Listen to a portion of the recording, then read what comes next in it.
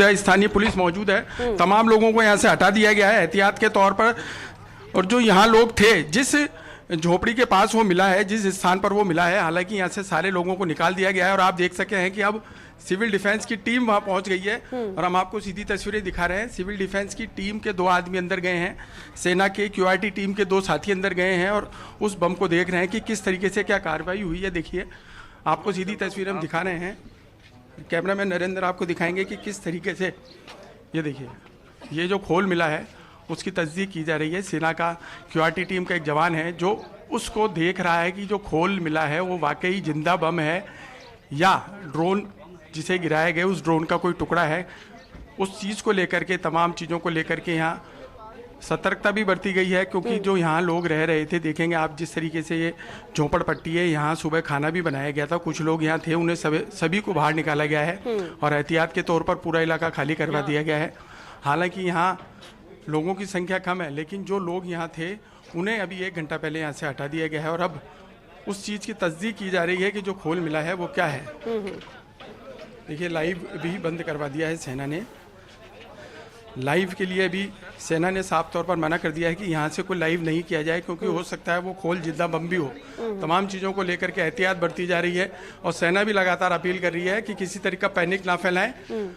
Civil defence की team यहाँ है, सेना की क्यूआरटी टीम है, स्थानीय पुलिस है, प्रशासन है, तमाम लोग यहाँ पहुँच गए, क्योंकि सेंसिटिव मामला है। देखिए, जिस तरीके से कल रात को जो ड्रोन डिस्ट्रॉय किए गए थे, उनका कोई टुकड़ा भी हो सकता है या जिंदा बम भी हो सकता है। किसी भी चीज़ से इनकार नहीं किया जा सकता, क्योंकि सेना सतर्क है। और अब उस चीज़ को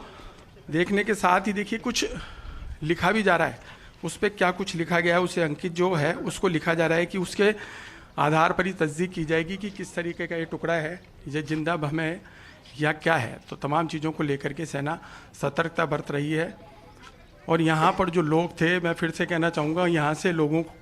को करीब 500 मीटर आगे निकाल दिया गया है। यहाँ जो सुबह परिवार था, उस परिवार ने वो खोल देखा, उसके बाद हाँ नहीं लाइव। चलिए, तस्वीरें पहुंचा रहे हैं, लेकिन सुरक्षा के लिहाज से भी, क्योंकि ऑपरेशन ये जारी है, इसे देखा जा रहा है कि ये जिंदा है, बम है या नहीं है। हालांकि सबसे पहले यही किया गया। अभी हम कुछ देर पहले आपको तस्वीरें दिखा रहे थे, जब तक टीम यहाँ पर नहीं पहुंची थी, बड़ी तादाद में लोगों की मौजूदगी थी। जो परिवार है जिनका घर इसी के बगल में मौजूद है, उन्होंने सुबह ये देखा था, इसके बाद जानकारी दी गई थी और जैसे जैसे लोगों को जानकारी मिली कौतूहल का विषय बन गया था कि आखिर ये क्या है, और इसलिए बड़ी तादाद में लोगों की मौजूदगी वहां पर रही। हालांकि टीम के पहुंचने के साथ ही सिविल डिफेंस की टीम पहुंच चुकी है, क्यूआरटी टीम की यहाँ पर मौजूदगी है, वो अपना काम कर रही है। और इसलिए कुछ देर पहले भी तस्वीरें हमने दिखाई थी, जब मीडिया को या कैमरों को वहां से हटाया था, लोगों को वहां से हटाया गया और आम जन की भी जो मौजूदगी थी उन्हें भी वहां से दूर किया गया है। जिस तरह से अपना काम क्यूआरटी टीम यहां पर कर रही है। एकलव्य, इससे पहले भी हम बात कर रहे थे कि ये सुरक्षा के लिहाज से भी जरूरी हो जाता है, लेकिन अभी कुछ जानकारी नहीं कि जिंदा बम है या फिर कोई टुकड़ा है, क्योंकि ये सब जो दूर से नजर आया वो रात में सिर्फ चमकते हुए मिसाइलें और ड्रोन नजर आई। जब उसे क्रैश किया जा रहा था वो तस्वीरें नजर आई, लेकिन मलबा मिलना, क्या चीजें अलग अलग जगह पर दिख रही हैं, वो आम जन के लिए भी कौतूहल का विषय। शायद यही वजह है कि लोग यहाँ से जाना नहीं चाह रहे।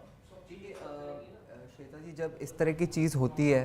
तो आपने देखा होगा कि रात को जब ये चीज़ हो रही थी तो किसी भी एक आम व्यक्ति में एक थोड़ी सी एंजाइटी भी थी और क्यूरियोसिटी भी थी कि मतलब एंजाइटी थी बेसिकली कि भाई आसमान में ये लाल लाल क्या है, मिसाइल्स दागी जा रही हैं। परंतु मैं समझता हूँ कि पिछले कुछ 12 घंटे में शायद हमारे लोगों ने भी देख लिया कि हमारी सेना का क्या पराक्रम है कि वो हमारी इतनी सैकड़ों मिसाइल्स और ड्रोन्स दागने के बाद भी कहीं भी किसी पे कोई डैमेज इन्फ्लिक्ट नहीं कर पाए। तो मैं समझता हूँ कि इसमें फिर क्या होता है कि कभी कभी जनता थोड़ी कंप्लेसेंट हो जाती है और उसकी वो एंजाइटी जो होती है वो क्यूरियोसिटी में बदल जाती है। अभी कुछ दिन पहले भी जब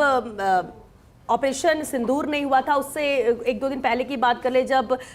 उत्तर प्रदेश के शाहजहांपुर में जब ट्रायल चल रहा था और हमारी हवाई ताकत हम दिखा रहे थे, वो देखने में भी लोगों को बड़ी दिलचस्पी थी और बड़ा अच्छा लग रहा था कि हम बहुत मजबूत है बहुत। लेकिन जिस सुरक्षा कवच की आप बात कर रहे हैं कि अलग अलग शहरों में अलग अलग जगह ड्रोन अटैक होता है और एक साथ किस तरह से इन सभी को ध्वस्त किया जाता है,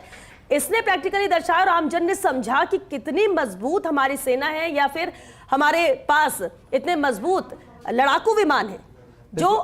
सिर्फ बात ही नहीं कर रहे हैं, हम ये करता भी नहीं देख रहे कि आप किस तरह से उड़ान भरेंगे। हमने ये भी देखा कि जब हमला होता है तो कैसे एक साथ इन सभी हमलों को ध्वस्त किया जाता है। देखिए श्वेता जी, एक्चुअली इसीलिए मैं जब हमने अभी ब्रेक ली और ये वॉर ब्रेकिंग आ गई, तो उससे पहले मैं इसीलिए मैं आपको बता रहा था कि क्यों मैं आइडलाइज करते रहा अपने बचपन में अपने पूर्व राष्ट्रपति स्वर्गीय अब्दुल कलाम जी को। क्योंकि देखिए वो हमेशा एक बात कहा करते थे कि यदि भारत को एक मिलिट्री सुपर पावर बनना है और पाकिस्तान का एक परमानेंट सॉल्यूशन निकालना है, तो भारत उस समय जो भारत की जो इंडिजिनस डिफेंस प्रोडक्शन की जो कैपेसिटी थी, करीब 20% इक्विपमेंट्स हम यहाँ पे कर पाते थे। तो उस समय उन्होंने कहा था कि जिस दिन भारत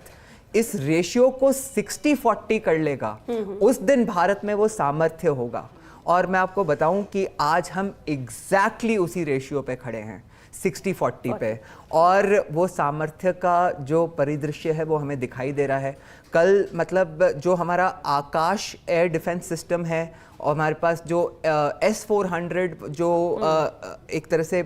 यूज़ किया गया इसमें, तो इससे जो हम एक इंडिजिनस अम्ब्रेला क्रिएट कर पाए, ये हमारी एक तरह से इंडिजिनस शक्ति है कि जो हम इतने वर्षों से वर्ल्ड ओवर एक आयरन डोम की जो इजराइल की बात होती थी, हमने उस आयरन डोम को एक तरह से रेप्लिकेट ही नहीं किया, उससे कम से कम 100 गुना बड़ा अम्ब्रेला एक तरह से क्रिएट करा, जिसमें कि और इजराइल में तो आपने देखा होगा कई मिसाइल्स हैं जो पेनिट्रेट करके इजराइल में गिर गई, लेकिन यहाँ पे कम से कम अभी तक हमने कोई डैमेज नहीं देखा है, कोई सिविलियन डैमेज नहीं हुआ है जो पाकिस्तान ने कोशिश करी। हाँ, बॉर्डर एरियाज में कुछ शेलिंग हुई है, उन्होंने जो क्लोज टू बॉर्डर एरियाज जो मतलब जो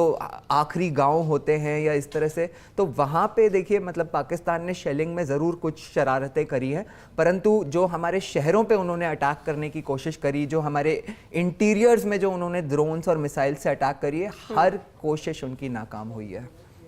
बिल्कुल, और यही वजह है कि सुरक्षा कवच जो कहते हैं कि जब सुरक्षा घेरा होता है तो हर कोई अपने आप को सुरक्षित महसूस करता है, और यही वजह रही कि कुछ भी डैमेज नहीं हुआ कम से कम हिंदुस्तान के अंदर। लेकिन पाकिस्तान के खिलाफ जो कार्रवाई भारत ने की, हमने सिर्फ इनके मिसाइल या इनके ड्रोन को ही डैमेज नहीं किया, जब वहां पर एक एक करके खासतौर से कराची की बात कर ले, लाहौर की बात कर ले, इतना विनाश किया, सब कुछ ध्वस्त किया, खत्म किया, लेकिन इसके बावजूद भी आपको लगता है कि अभी कुछ और या फिर इस पूरे ऑपरेशन को कुछ धीमा करने की जरूरत है, या पाकिस्तान सबक ले चुका होगा? नहीं, देखिए श्वेता जी, एक्चुअली समस्या क्या है ना कि पाकिस्तान एक चीज़ हमारी भारतीय सेना के कैरेक्टर के बारे में समझता है कि हमारी सेना का ये कैरेक्टर है कि वो दुश्मनी में भी एक शराफत रखते हैं। हम सिविलियंस को अटैक नहीं करते। आप देखेंगे कि सबसे पहले जब हमारे मतलब अगर आप शुरू